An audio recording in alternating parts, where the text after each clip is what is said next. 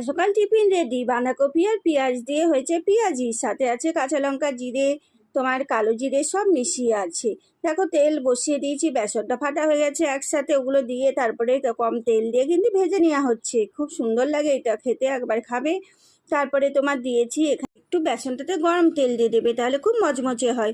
তো এক এক করে ভাজা হয়ে গেছে, চারটে চারটে করে ভেজেছিলাম। দেখো আমার এখানে ভাজা কমপ্লিট, সবগুলো কিছুটা করেছিলাম, বাকিটা রেখে দিয়েছিলাম। কিন্তু আমরা দুজন ছিলাম, পরে আবার রাতে মানে বিকেলে খাবো বলে রেখে দিয়েছিলাম। দিয়ে মুড়ি সাজিয়ে নিয়েছি একটা প্লেটে, মুড়ির উপরে একটা পাকা লঙ্কা দিলাম, কাঁচা লঙ্কা থাকেনি সেদিন।